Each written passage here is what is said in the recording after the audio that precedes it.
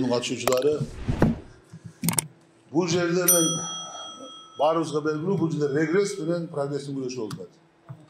Men de bu meselede emniyet kılуу gerek. Ушинтип сүйлөшүп отура берсек, референдум өтөт. Конкреттүү бир күрөштү башташ керек. Митингдерди баштайбыз, бүгүнкү катышкандар коомчулукка кайрылышыбыз керек.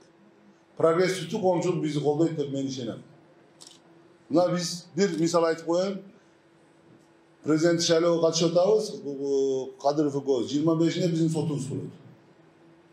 Эгерде сотто бизди соттун мурдагы өкүмүн жокко чыгарбай кое албайт, ал жерде эчтеке жок. Бирок жылдырып коюшу мүмкүн, бизди шайлоого катыштырбоо үчүн.